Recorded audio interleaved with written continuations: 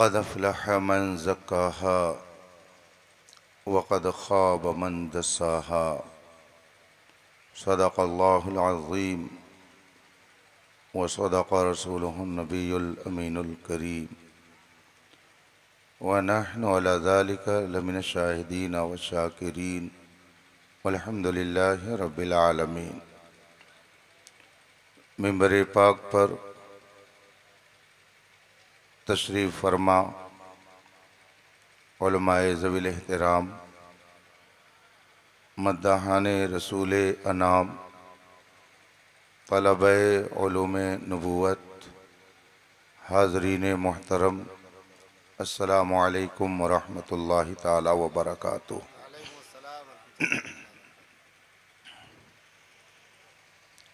حضرات، میں آج کی اس بابرکت بزم میں اپنے کرم فرما محب محترم مولانا اظہر الدین صاحب زیدہ حبہ کی پر اصرار دعوت پر حاضر ہوا ہوں۔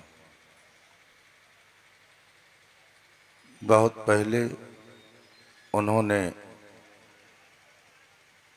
اس بزم محبت میں شرکت کے لیے گزارش کی تھی۔ میں نے ان سے معذرت کی، مگر انہوں نے میری کوئی معذرت قبول نہیں کی۔ یہ ان کی محبت ہے اور آپ سب کی یہ نوازش ہے کہ فقیر اس وقت آپ کے درمیان حاضر ہے۔ یہ میرے احباب اہل علم، خاص کر مولانا اظہر الدین صاحب میری مصروفیات کے بارے میں خوب جانتے ہیں۔ آج تقریباً 12 روز ہو گئے ہیں کہ نہ رات میں سکون نہ دن میں آرام، اور اپنی نجی کوئی مصروفیت نہیں۔ جو مصروفیت ہے وہ قوم کی، سماج کی، دین کی ہے۔ میرے سامنے میرے ذاتی مسائل کم رہتے ہیں، مسلکی، مشربی اور سماجی مسائل زیادہ رہتے ہیں۔ آج میں آپ کو صرف اور صرف محبت کا صلہ دینے کے لیے 2 منٹ حاضر ہوں۔ میرے بعد شاندار تقریر، گھن گرج خطاب مولانا اظہر الدین صاحب کا ہوگا۔ آپ ان کے خطاب کو سنیں گے، اور اپنے نوجوانوں سے مجھے کہنے کی ضرورت نہیں ہے، وہ ابھی ادھر ادھر گھوم رہے ہیں۔ جب نعت خوانی کا سلسلہ شروع ہوگا تو بغیر بلائے وہ آ جائیں گے، تو ان کو بلانے کی کوئی ضرورت نہیں ہے۔ وہ جہاں بھی رہیں شاد کام رہیں۔ آئیے مصطفیٰ جان رحمت سرور کائنات، فخر موجودات، نبی محتشم، پیغمبر اعظم صلی اللہ علیہ وآلہ وصحبہ وسلم کی بارگاہ ناز میں درود و سلام کا نذران عقیدت پیش کریں اور پڑھیں۔ اللہم صلی علی سیدنا و مولانا محمد معد الجود والکرم و آلہ الکرام اجمعین۔ رفیقان گرامی وقار، آپ نے عرس نظامی کے عنوان سے یہ اجلاس منعقد کیا ہے۔ اس اجلاس کے انعقاد سے آپ کا قلبی تعلق ظاہر ہوتا ہے کہ اللہ نے آپ پر خصوصی انعام کی بارش فرمائی، اور حضرت خطیب البراہین صوفی محمد نظام الدین علیہ رحمت و رضوان کے حلقہ ارادت میں آپ داخل ہوئے اور ان کے مرید کہلائے۔ اللہ تعالیٰ نے انسانوں کی ہدایت کے لیے اور انہیں راہ راست پر لانے کے لیے نبیوں کی جماعت کو بھیجا۔ سب سے پہلے پیغمبر حضرت سیدنا آدم علی نبینا وعلیہ الصلاۃ والتسلیم ہیں، اور آخری نبی ہمارے اور آپ کے آقا و مولا جناب محمد رسول اللہ صلی اللہ علیہ وآلہ وصحبہ وسلم ہیں۔ اس درمیان 1,00,000 کم و بیش 2,24,000 انبیاء کرام تشریف لائے اور اپنے اپنے وقت میں ہدایت کا کام کر کے اس ظاہری دنیا سے تشریف لے گئے۔ آقا کریم صلی اللہ علیہ وسلم کہ اس دنیا سے جانے کے بعد اب نبوت کا سلسلہ چونکہ ختم، نبوت کا دروازہ بند، اب قیامت تک کوئی نبی کوئی رسول نہیں آ سکتا، تو اللہ تعالیٰ نے امت محمدیہ پر یہ خاص کرم فرمایا کہ رشد و ہدایت اور رہنمائی کا کام اللہ تعالیٰ نے امت محمدیہ کے علماء کے ذمہ کر دیا۔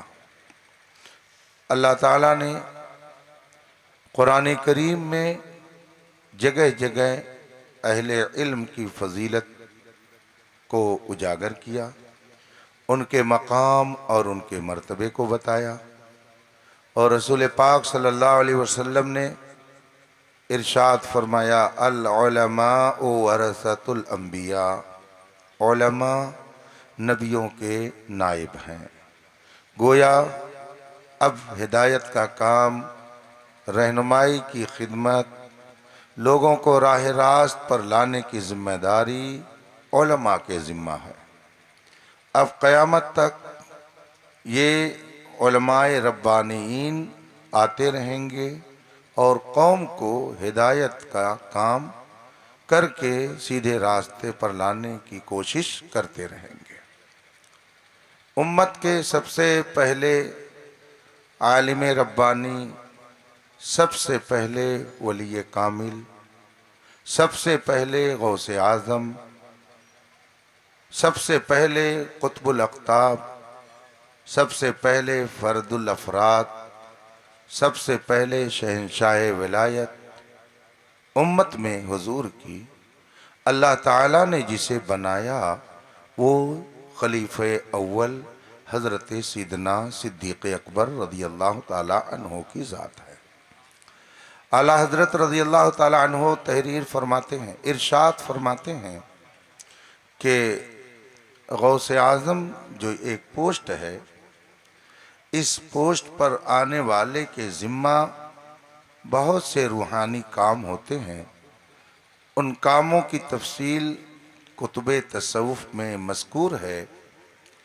مختصر یہ ہے کہ جو اپنے وقت کا غوث اعظم ہوتا ہے وہ سارے ولیوں کا سردار ہوتا ہے، اور جس کو ولایت، قطبیت، منصب ولایت ملتا ہے وہ اسی غوث اعظم کے دربار سے الاٹ ہوتا ہے۔ اعلیٰ حضرت فرماتے ہیں کہ سب سے پہلے وہ کون سے خوش نصیب شخص تھے جن کو اللہ نے غوث اعظم بنایا؟ سب سے پہلے کون شخص تھے؟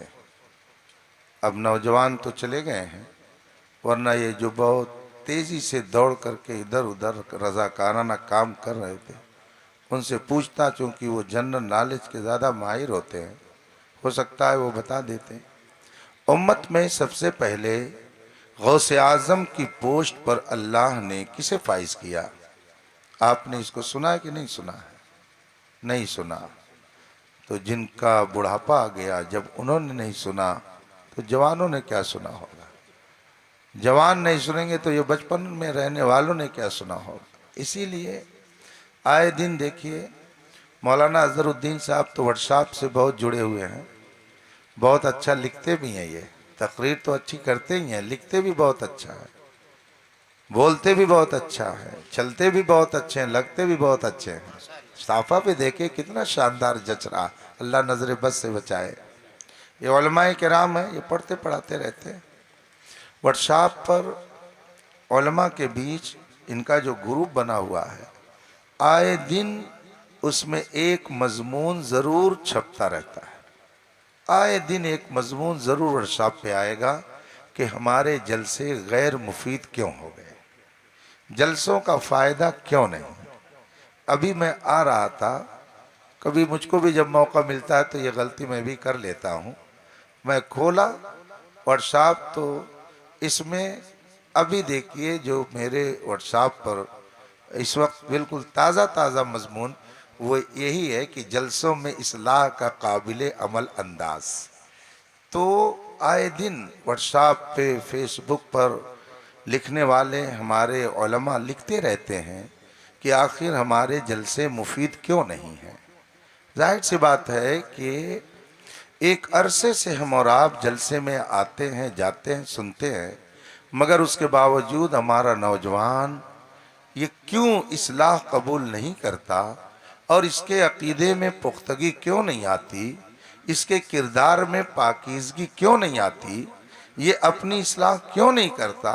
इसलिए कि हमारे जलसों में शोर ज़्यादा होता है और संजीदा बातें लोगों तक कम पहुंचाई जाती हैं। हमारा नौजवान ये सोचता है कि एक नाज हो, एक अंदाज हो, एक साज हो, तो उस पे हम अपने आप को हरकत में रखें तो ये हमारे लिए अच्छी बात है। मैं शायरों का मुखालिफ नहीं, मैं खुद अब तो मसरूफियत ज़्यादा बढ़ गई है, वरना मैं हर जुमेरात को खुद ही नाते नबी की महफिल अपने कमरे में लगाता था।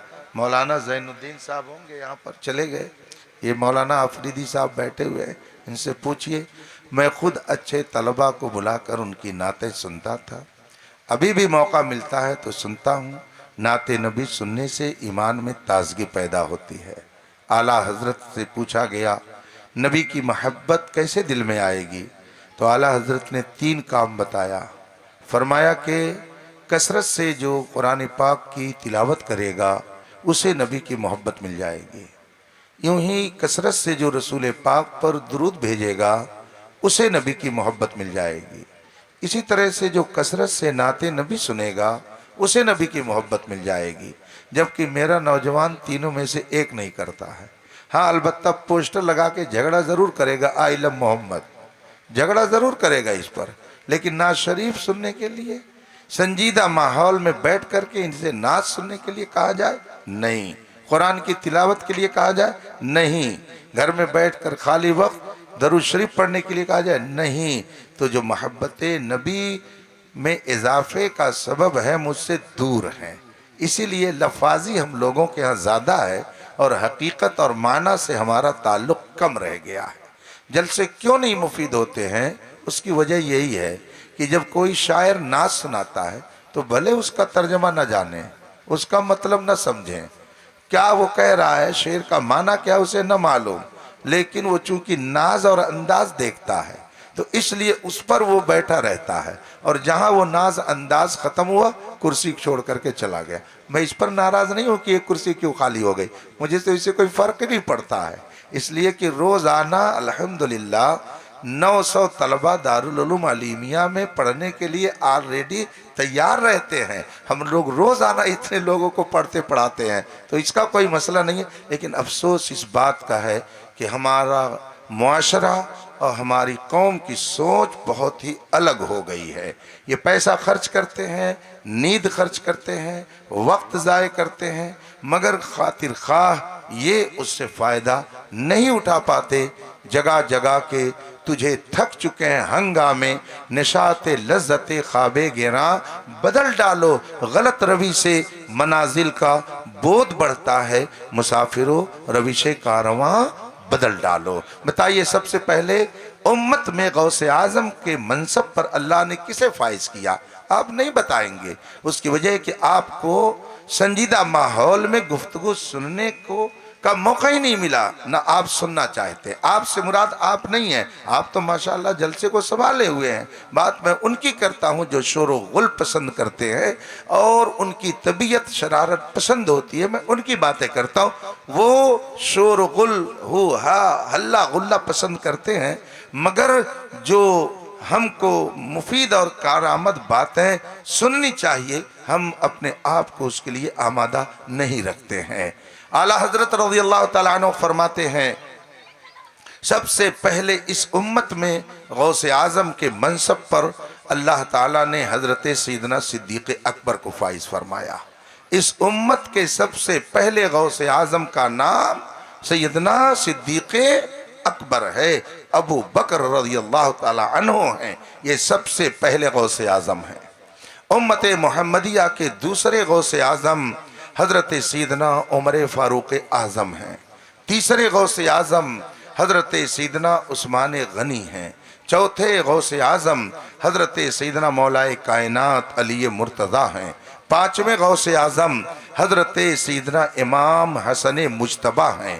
چھٹے غوث اعظم حضرت سیدنا امام حسین ہیں۔ اس کے بعد غوث اعظم حضرت سیدنا امام زین العابدین ہیں۔ ان کے بعد غوث اعظم حضرت سیدنا امام حسن عسکری ہیں۔ ان کے بعد یہ منصب انہی کے پاس رہا، پھر چلتا رہا اور کئی سو سال کے بعد پھر یہ منصب اللہ نے بغداد میں سیدنا شیخ عبد القادر جیلانی کو عطا فرمایا۔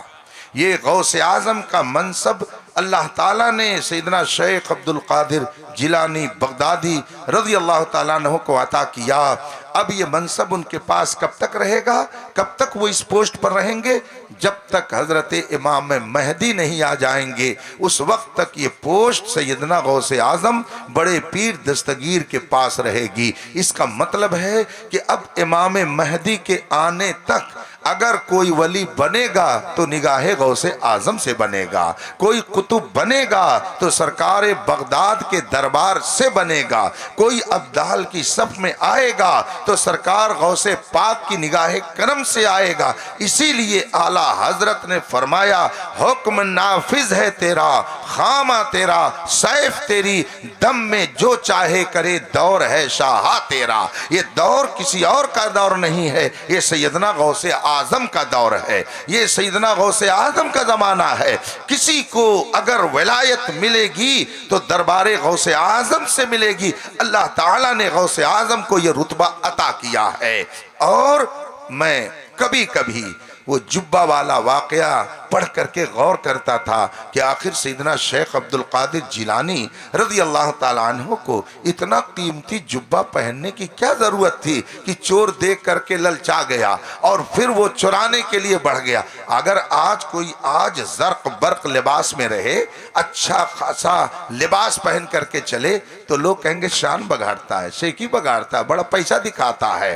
اچھا لباس پہن کر کے چلنے پر بھی لوگ تنقید کرتے، کمنٹ کرتے۔ تو میں سوچتا تھا کبھی کبھی کہ سرکار غوث اعظم نے اتنا قیمتی جبہ پہن لیا کہ اسے دیکھ کر کے چور للچا گیا، لیکن فوراً مجھے اس کا جواب بھی مل گیا کہ سن، تو نے ظاہر نظر سے دیکھا، اس لیے تجھے تیرے ذہن میں یہ سوال آ رہا ہے کہ اتنا قیمتی جبہ کیوں پہنا غوث اعظم نے، لیکن اگر تو حقیقت کی نظر سے دیکھے گا تو تیری سمجھ میں بات آ جائے گی کہ غوث اعظم نے جبہ اس لیے قیمتی نہیں پہنا تھا کہ وہ اپنی دولت کا اظہار کرنا چاہ رہے تھے، بلکہ آپ نے قیمتی جبہ اس لیے پہنا تھا کہ اسی کے ذریعہ ایک چور کو اپنے دربار میں لا کر کے ولی بنانا چاہ رہے تھے۔ ان کا یہ مقصد تھا کہ قیمتی لباس میں پہنوں گا، چور اسے دیکھ کر میرے پاس آئے گا اور پھر میں اپنی نگاہ ولایت سے اس چور کو ولایت کے درجے پر فائز کر دوں گا۔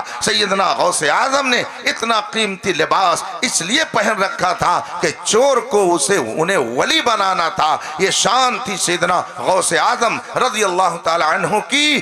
اور خود ایک مقام پر ارشاد فرماتے ہیں، اور وہ ارشاد میں اس لیے ذکر کرنا چاہتا ہوں کہ آج کچھ لوگ یہ سمجھتے ہیں کہ جو بڑے بڑے بال رکھ لے، ایک وقت کی نماز نہ پڑھے اور لمبے لمبے تسبیح کے دانے لٹکا لے اپنے گلے میں اور حال آئے اس کو دم بدم، تو کہا جاتا ہے کہ یہ اللہ کا ولی ہے، پہنچا ہوا ہے۔ حضرت غوث اعظم فرماتے ہیں درست العلم حتی صرت قطبا ونلت السعد من مولا الموالی، درست العلم، میں نے علم حاصل کیا، میں نے پڑھا، میں نے علم حاصل کیا، حتی صرت قطبا، یہاں تک کہ علم کی برکت سے اللہ نے مجھے قطب کا درجہ عطا فرما دیا۔ اس کا مطلب ہے کہ اگر آدمی علم دین مصطفیٰ نہیں رکھے گا تو پکا مومن نہیں بن سکتا ہے، ولی ہونا تو بہت دور کی بات ہے۔ اسی لیے سیدنا امام شافعی رضی اللہ تعالی عنہ نے ارشاد فرمایا ما جعل اللہ جاہلا ولیا قط، اللہ نے کبھی کسی جاہل کو اپنا ولی نہیں بنایا، کوئی جاہل ولی ہو ہی نہیں سکتا ہے۔ ہاں یہ اور بات ہے، ایک بات ضرور عرض کروں گا کہ علم کے لیے کوئی ضرور نہیں کہ 10 سال مدرسے میں بیٹھ کے پڑھا ہی جائے، ورنہ بہتیرے ایسے لوگ ہیں جو 10 نہیں 15 سال مدرسے میں پڑھ کے دال بات کھا کے چلے آتے ہیں، ان کو کچھ نہیں ملتا ہے۔ اور بہت سے ایسے لوگ ہیں جو کسی دن درسگاہ میں نہیں جاتے ہیں مگر وہ علم و فضل کے آفتاب بن جاتے ہیں۔ اسی لیے علماء نے فرمایا ہے ایک علم وہ ہے جو تمہیں درسگاہ سے ملتا ہے، مگر ایک علم وہ ہے جو تمہیں نگاہ سے ملتا ہے۔ علم ملنا چاہیے، چاہے درسگاہ سے ملے یا کسی کی نگاہ سے ملے۔ آپ چلا رہے ہو کیا بابو؟ یہ چل رہا ہے، لائٹ اس میں لال جل رہی ہے۔ ہاں آواز سنائی دے، میرے مجھ کو اس سے کوئی اعتراض نہیں ہے، لیکن آپ لوگ کیا کرتے آپ جانے، مجھے اس میں شامل نہ کریں، بس سیدھی سی بات ہے۔ ایک بزرگ ہیں، رہنے والے تھے احمد آباد شریف کے۔ احمد آباد شریف گجرات میں ہے نا، وہ ولیوں کا شہر ہے، مدینۃ الاولیاء اسے کہا جاتا ہے۔ بے شمار اولیاء کرام کے مزارات طیبہ وہاں ہیں، کبھی اگر جانا ہو تو ضرور ان کی زیارت کیجئے۔ نہ پوچھ ان خرقہ پوشوں کی، عقیدت ہو تو دیکھ ان کو، یدے بیضا لیے بیٹھے اپنی آستینوں میں۔ وہاں پر ایک بزرگ ہیں جن کا نام ہے حضرت سیدنا وجیہ الدین علوی گجراتی رحمت اللہ تعالی علیہ۔ ان کا بہت مشہور واقعہ ہے، ان کے ہاں شاگرد پڑھتے تھے، بہت قابل عالم تھے، ان کی کتابیں ہیں، بہت ساری کتابیں ان کی آج بھی دستیاب ہیں۔ اللہ تعالیٰ نے انہیں علم و فضل سے بہت نوازا تھا، وہ بچوں کو پڑھاتے تھے۔ اتفاق سے ایک جماعت کے بچوں میں ایک بہت ہی کند ذہن تھا، ذہن اس کا بہت کمزور تھا، اس نے ڈانٹ بہت سنی استاذ کی، ساتھیوں کا مذاق بھی اس کو برداشت کرنا پڑا، ساتھی اس کا مذاق اڑاتے تھے، گوبر کھاتے ہو کیا کہ تمہارا دماغ نہیں صحیح ہے، یہ کرتے ہو کیا وہ کرتے ہو کیا، مذاق اڑاتے تھے۔ ایک روز اس نے ساتھیوں سے پوچھا کہ آپ لوگ کھاتے کیا ہو کہ آپ لوگوں کا دماغ اتنا تیز ہے سبق یاد ہو جاتا ہے۔ ساتھیوں نے مذاق اڑایا اور کہا ایسا ہے استاذ گرامی جہاں پر وضو کرتے ہیں وہاں پانی گرتا ہے، جہاں پہ وہاں کائی جمی ہوتی ہے نا، ہم لوگ وہی کائی تھوڑی تھوڑی کھاتے ہیں، اس لیے ہم لوگ کا دماغ تیز رہتا ہے۔ مذاق اڑایا۔ ساتھی تو ساتھی کس کو چھوڑتے ہیں، کسی کو چھوڑتے نہیں ہیں۔ ساتھی کسی کو مولانا مان لے تو بہت بڑی بات ہے، ولی ماننا تو بہت دور کی بات ہے۔ ساتھیوں کا حال یہ ہوتا ہے، ساتھیوں نے کہا وہ کائی ہم لوگ کھاتے ہیں روزانہ تھوڑی تھوڑی، اسی لیے دماغ تیز ہے، استاذ کا وضو کا پانی جہاں گرتا ہے وہ کائی جمی ہوئی ہے اسی کو کھاتے ہیں۔ وہ بیچارہ پریشان حال، ایک روز اس نے بھی سوچا کہ چل کر کے میں بھی کھا لوں تاکہ میرا دماغ تیز ہو جائے۔ چنانچہ رات میں نماز عشاء کے بعد وہ گیا اور اس میں سے کچھ نکال کر کے چاٹنے لگا۔ اتفاق سے استاذ گرامی ادھر سے گزرے، دیکھا تو وہ بچہ کچھ کر رہا ہے۔ اس سے آپ نے پوچھا کیا کر رہے ہو؟ کہا حضور بس یہ کر رہا ہوں میں۔ کہا یہ کیا کر رہے ہو، عجیب بیوقوف آدمی ہے، یہ کیا کر رہے ہو، کائی کھا رہے ہو؟ تو اس نے کہا حضور یہ مسئلہ تھا، میں نے اپنے ساتھیوں سے پوچھا کہ تمہارا دماغ تیز کیوں ہے؟ تو ساتھیوں نے مجھ سے بتایا کہ ہم لوگ حضرت کے وضو کے پانی کے گرنے کی جگہ جو کائی جمی ہوئی اس کو کھاتے ہیں، اس لیے ہم لوگوں کا دماغ تیز ہے۔ تو میں نے سوچا میں بھی کچھ کھا لوں تاکہ میرا دماغ بھی تیز ہو جائے۔ استاذ کو رحم آ گیا، نگاہ کرم اٹھ گئی، اللہ والے تھے، پہنچے ہوئے تھے، عارف باللہ تھے، اللہ کے برگزیدہ بندے تھے، ترس آ گیا اور فوراً اس بچے کو اپنے سینے سے لگا لیا اور فرمایا جا بیٹا اب کل سے تو پڑھائے گا، اب تو درس دے گا۔ صبح کا وقت ہوا، طلبہ اپنی کتاب لے کر کے درسگاہ میں پہنچ گئے۔ حضرت علامہ سیدنا شیخ وجود الدین علوی گجراتی رحمت اللہ تعالی علیہ درسگاہ میں آئے ہی نہیں، غائب ہو گئے درسگاہ سے۔ اور جب درسگاہ میں نہیں آئے، طلبہ انتظار کر رہے ہیں، اس کند ذہن ساتھی نے کہا کہ چلو آج میں ہی پڑھا دوں۔ سارے ساتھیوں نے کہا دیکھو بڑا قابل بنا ہے، سبق تو یاد نہیں رہتا، آج پڑھانے کی بات کرتا ہے۔ ساتھیوں نے کہا چل چل چل ٹھیک ہے ذرا پڑھا دیکھیں تو کتنا قابل ہو گیا ہے۔ اس نے کہا ہاں میں پڑھاتا ہوں۔ کہا چلو چلو ذرا پڑھاؤ۔ پہلے تو کچھ لوگوں نے مذاق اڑائے، تو کیا پڑھائے گا، تجھ کو تو سبق بھی یاد نہیں رہتا ہے، تو صحیح ڈھنگ سے عبارت بھی نہیں پڑھ پاتا ہے، اور آج کہہ رہا ہے میں سبق پڑھاؤں گا۔ اس نے کہا ہاں پڑھاؤں گا۔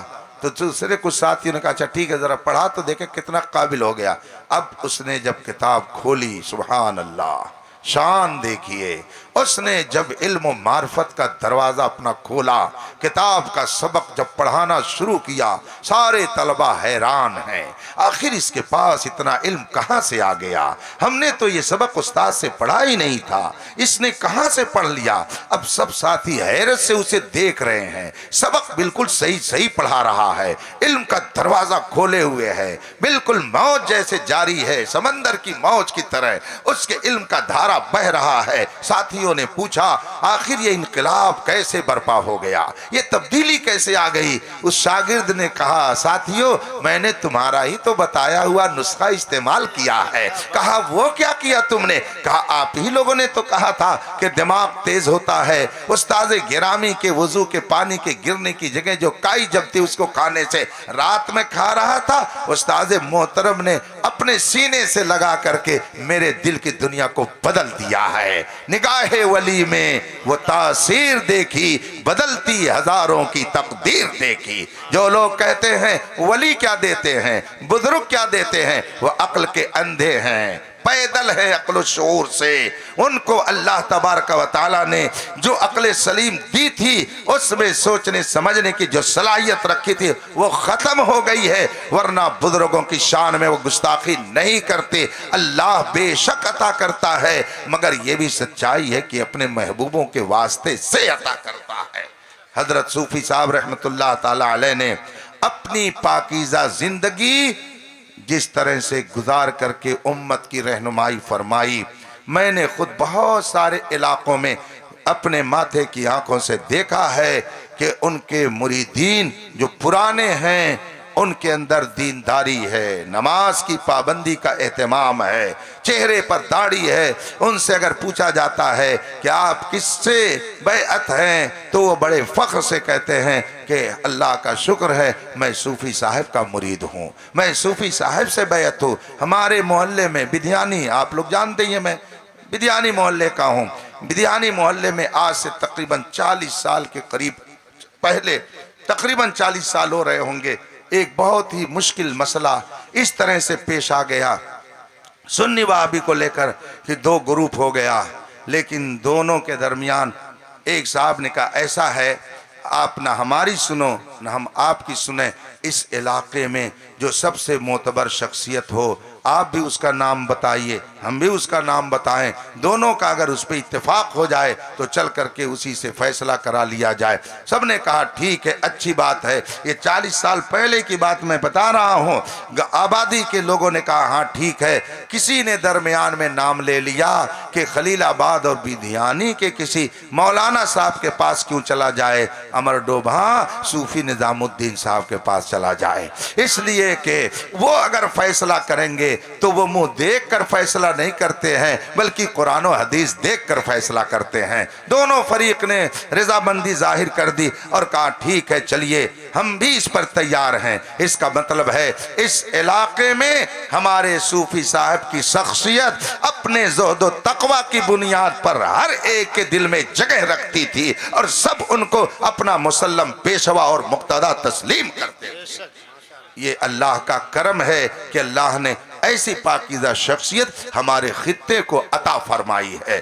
فخر ہے ہم سب لوگوں کو کہ رب قدیر نے حضرت خطیب البراہین صوفی نظام الدین صاحب جیسی شخصیت کو اس علاقے میں پیدا فرمایا، جن کا فیضان صرف اگیا، صرف لہرولی، صرف لوکی لالا نہیں، آج الحمدللہ ہندوستان کے مختلف خطے میں پھیلا ہوا ہے اور لوگ ان سے فیض پا رہے ہیں۔ حضرت صوفی صاحب رحمت اللہ تعالی علیہ کی پاکیزہ زندگی ایک عالم ربانی کی زندگی تھی۔ ایک عالم ربانی جیسے رہتا ہے حضرت صوفی صاحب نے اسی طرح سے زندگی گزاری اور پڑھنے پڑھانے سے انہوں نے اپنا تعلق ہمیشہ رکھا۔ جب تک صحت سلامت رہی انہوں نے اپنے آپ کو پڑھنے پڑھانے میں لگا رکھا تھا۔ بخاری شریف جو قرآن کریم کے بعد سب سے صحیح ترین اور اہم کتاب ہے، حضرت صوفی صاحب رحمت اللہ تعالی علیہ نے تقریباً 50 سال اس بخاری شریف کا درس دیا ہے۔ ان کی زندگی الحمدللہ ایک متبع سنت شخصیت کی صورت میں ہمارے سامنے ہے۔ ایسے بزرگوں کو دیکھ کر کے ہی ہم یہ سمجھتے ہیں کہ عالم ربانی کس کو کہا جاتا ہے۔ اس دور میں بھی ایسی شخصیتیں موجود ہیں۔ یہ اور بات ہے کہ میری کوتاہ نظر وہاں تک نہ پہنچے، ہاں البتہ ایک ایسی شخصیت کو اس وقت بھی میں جانتا ہوں کہ جو اپنے زہد و تقوی اور فضل و کمال کی بنیاد پر متبع سنت شخصیت کی صورت میں ہم درمیان ہے، جن کو شہزادہ صدر الشریعہ محدث کبیر علامہ ضیاء المصطفیٰ دامت برکاتہم العالیہ کے نام سے جانا جاتا ہے۔ انہیں میں نے دیکھا، ان کا سفر دیکھا، ان کا حضر دیکھا، ان کی گفتگو سنی، ان کا ہنسنا میں نے دیکھا، ان کا چلنا میں نے دیکھا۔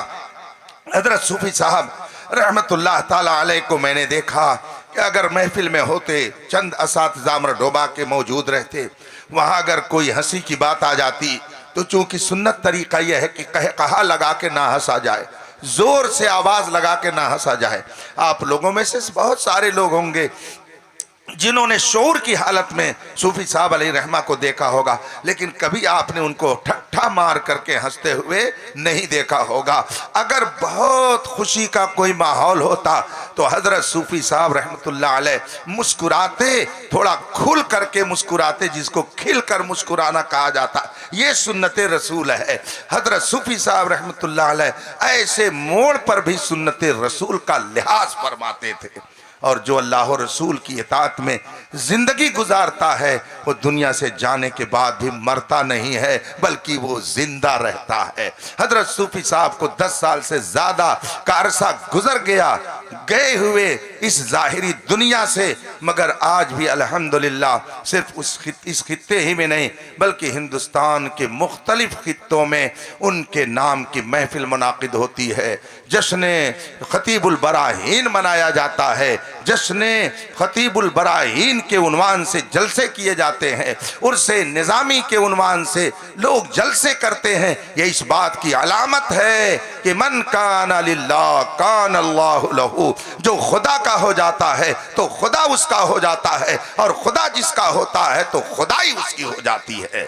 اللہ کا کرم ہے کہ اس نے ہمیں اپنے بزرگوں، اپنے محبوبوں کے دامن سے وابستہ رکھا ہے، اور آپ پر خصوصی فیضان ہے بزرگان دین کا کہ اللہ تبارک و تعالی نے آپ سب کو سنی صحیح العقیدہ بنا کے رکھا، ورنہ پتہ چلتا کہ کوئی غوث پاک کی توہین کر رہا ہے، کوئی خواجہ غریب نواز کی توہین کر رہا ہے، کوئی مخدوم پاک کی توہین کر رہا، اور اب تو اتنے دھرندھر قسم کے بدماش پیدا ہو گئے، مولوی کہلانے والے، پیر کہلانے والے، مولانا کہلانے والے، جن کو چلنے کا سلیقہ نہیں، جن کو بیٹھنے کا طریقہ نہیں، मालूम है जिनको पेशाब करके इस्तिंजा करने का शोर नहीं है, ऐसे लोग भी सहाबा पर तबर्रा करने लगे हैं। कभी हजरत अमीर मुआविया की शान में गुस्ताखी, कभी किसी और सहाबी की शान में गुस्ताखी।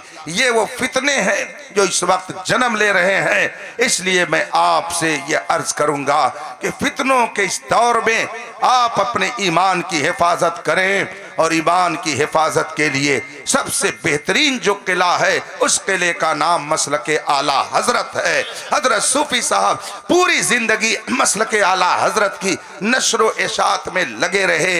हजरत के विसाल से पहले हजरत की गुमशुदगी का जो वाकया पेश आया, और उसके बाद जब हजरत की दरियाफ्त हुई, हजरत तशरीफ लाए और आप लाहौर ओली में कुछ रोज क़याम पजीर रहे। लोग देखने के लिए आते थे, एक रोज मैं भी देखने के लिए हजरत के पास आया, हजरत का दीदार करने के लिए, खैरियत मालूम करने के लिए। हजरत मौलाना हबीबुर रहमान साहब दामा ज़िल्लुल आली भी तशरीफ फरमा थे। दोपहर का वक्त था, खाना रखा गया, खाना खाया गया। उसके बाद में ठंडक का मौसम था, पिलर के सहारे एक चटाई बिछा करके सूफी साहब अलैहि रहमा को बैठा दिया गया, और बगल में ला करके खादिम ने एक किताब रख दी। उस किताब को रखा ला करके खादिम ने, और थोड़ी देर के बाद हजरत सूफी साहब रहमतुल्लाह अलैह जब मुतमईन हो गए तो आपने किताब खुद खोली। वरक एक एक पलट रहे हैं, और खोलते खोलते एक जगह जा करके हाथ रोक देते हैं, और उसके बाद में किताब देकर पढ़ना शुरू कर देते हैं। सबसे औला व आला हमारा नबी, सबसे बाला व वाला हमारा नबी, कौन देता है देने को मोह चाहिए, देने वाला है सच्चा हमारा नबी। ये उस वक्त की बात है जब हजरत अली चल रहे थे, बगल में खादिम ने ला करके किताब रखी, हदाय के बख्शिश किताब थी। हजरत सूफी साहब उसमें से नाते मुस्तफ़ा पढ़ने लगे और उसी में वो मगन हो गए। इसका मतलब यह है कि सूफी साहब रहमतुल्लाह ताला अलैह अपनी जिंदगी के आखिरी लम्हे तक यादे मुस्तफ़ा में अपने आप को बहलाते रहे, और जो अपना दिल यादे मुस्तफ़ा में लगा देगा, शायर कहता है सुनो, अगर तुम ये चाहते हो कि तुम सुकून की जिंदगी गुजारो, खुदा तुम्हारे ऊपर रहमतों की बारिश नाजिल फरमाए, दुनिया से जाने के बाद भी लोग तुम्हें याद रखे, तुम्हारी अजमत का परचम लहराता रहे।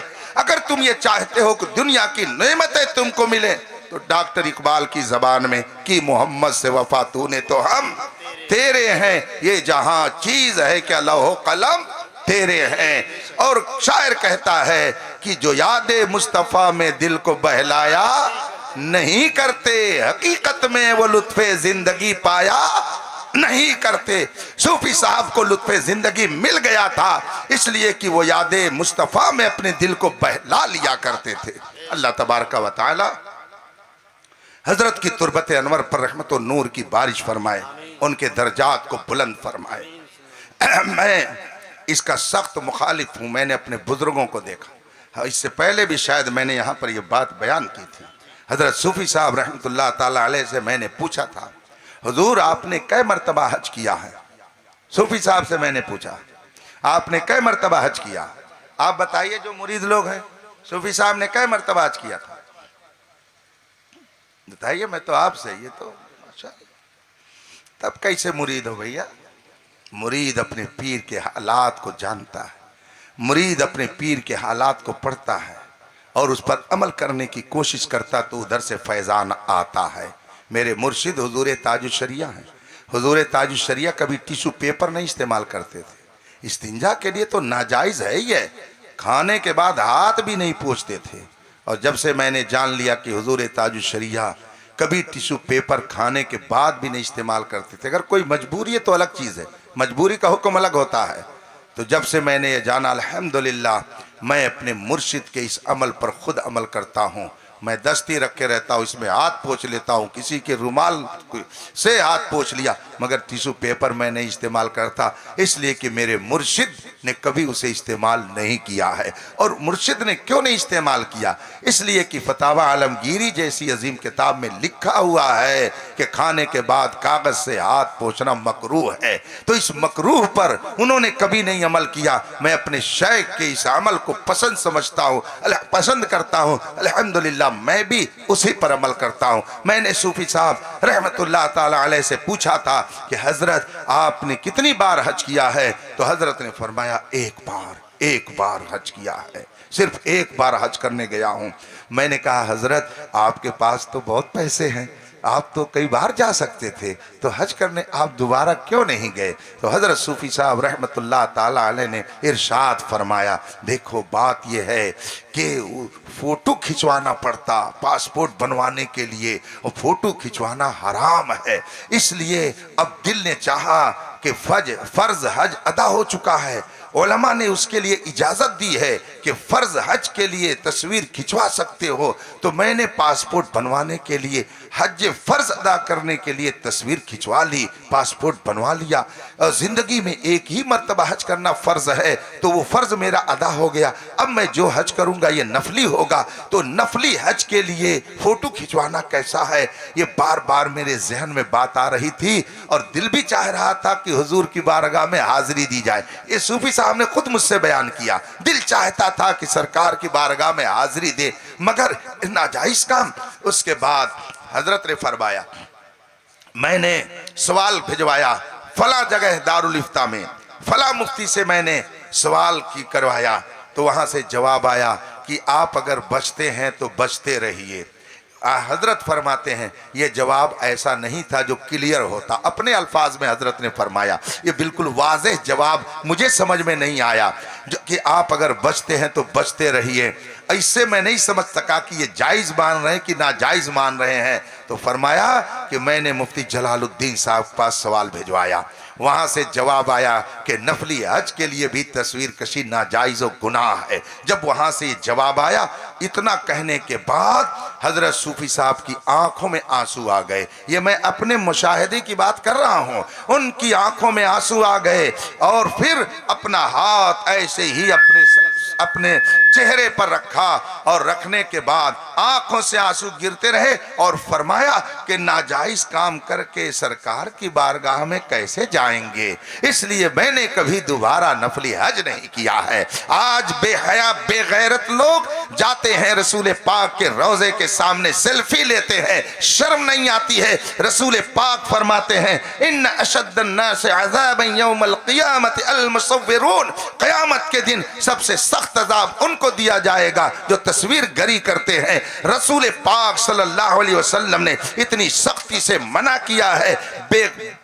بے علم لوگ نہ جانے کتنے ایسے ہیں، خانہ کعبہ کا طواف کرتے ہیں، سیلفی لے کر کے گھر بھیجتے ہیں، پکنک منانے جاتے ہیں کہ حج کرنے جاتے ہیں، عمرہ کرنے جاتے ہیں کہ تفریح کرنے جاتے ہیں، روزے رسول پر فیض و برکات لینے جاتے ہیں، یا کہ تماشا کرنے کے لیے جاتے ہیں۔ انہوں نے دین کو تماشا بنا لیا، اسی لیے پٹائی بھی قاعدے سے ہو رہی ہے، اور ایسے لوگوں کی پٹائی ہونی بھی چاہیے۔ جگہ جگہ کے تجھے تھک چکے ہیں ہنگامے، نشاط لذت خواب گراں بدل ڈالو، غلط روی سے منازل کا بودھ بڑھتا ہے، مسافروں روش کارواں بدل ڈالو۔ ہم نے صوفی صاحب رحمت اللہ علیہ کی اس زندگی کو دیکھا ہے، ان کے عمل کو ہم نے دیکھا ہے۔ ہمارا بچپنا تھا، ہماری عمر زیادہ 12-13 سال کی رہی ہوگی، ہم آئے امر ڈوبھا جلسہ، پہلے جلسہ سننے نہیں جلسے دیکھنے لے جاتے تھے، اور بہت دور دور تک چلے جاتے تھے۔ ہم نے اپنی آنکھ سے دیکھا ہے، دستار بندی ہو رہی تھی، حضرت صوفی صاحب تشریف فرما تھے اسٹیج پر، اور اعلان کر دیا گیا کہ کوئی پیسے کا روپے کا ہار نہیں پہنائے گا، چونکہ اس میں تصویر ہوتی ہے، کوئی روپے کا ہار نہیں پہنائے گا، یہ اعلان ہو گیا۔ اتفاق سے جب دستار بندی ہوئی، لڑکوں کے سر پر ہرے رنگ کا صافہ تھا، یہ مجھے یاد ہے، اور کالے رنگ کا جبہ ان کو پہنایا گیا تھا۔ ابھی وہ حضرات بیٹھے تھے، گھر والوں نے شوق میں خوشی میں پھول ڈالنا شروع کیا۔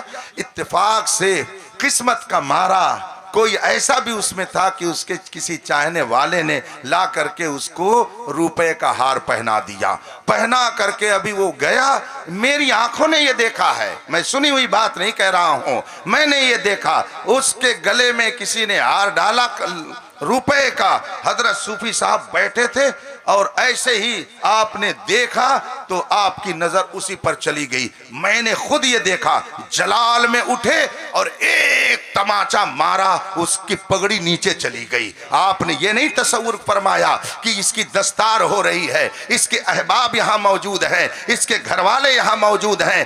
حضور صوفی صاحب نے یہ درس دینا چاہا ہے کہ تم عالم دین بن کے جا رہے ہو, نبی کی سنت اور نبی کے احکام کو اگر تم پامال کرو گے تو دوسروں کا حال کیا ہوگا. تم سچے عالم بن کے رہو گے تو تمہاری قوم تمہاری عزت کرے گی, تم باعمل رہو گے تو لوگوں کے دلوں پر تم حکومت کرو گے. تم عوام میں سے نہیں ہو, تم خواص میں سے ہو, اور جب خواص میں سے ہو تو عوام جیسی حرکت تمہیں نہیں کرنی چاہیے. یہ پیغام صوفی صاحب نے اپنے عمل کے ذریعہ دیا, یہ خود میں نے اپنی آنکھ سے دیکھا ہے. حضرت صوفی صاحب مجھ پر بے پناہ کرم یوں فرماتے تھے کہ میرے غریب خانے پر بھی جلوہ گر ہوئے, اور میں بیٹھا ہوا تھا ایک مرتبہ تنویر الاسلام میں, تو حضرت کے نے مجھ کو بہت ساری باتیں بتائیں. اسی میں نے کہا حضرت کچھ تبرک دے دیجئے, تو فرمایا دلائل الخیرات شریف پڑھنے کی اجازت میں تمہیں عطا کرتا ہوں. الحمدللہ مجھے حضور تاج الشریعہ سے جملہ اوراد و وظائف کی اجازت ہے.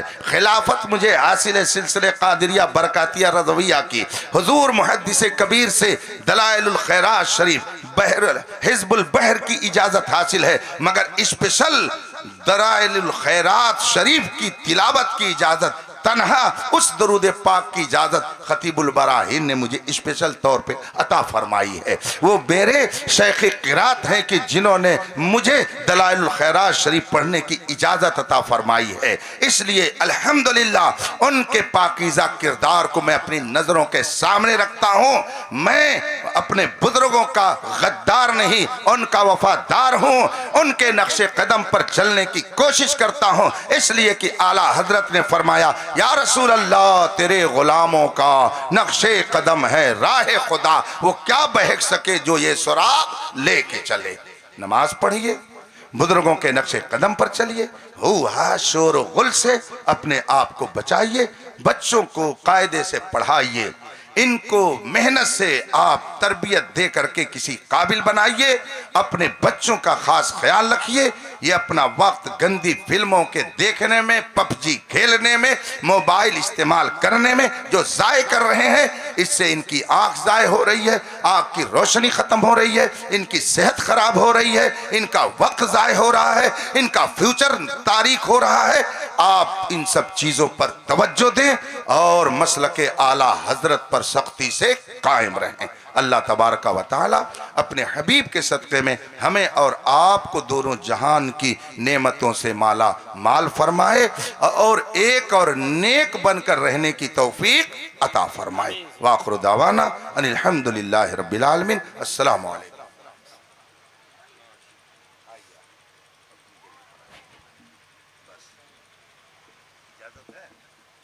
آپ حضرات تشریف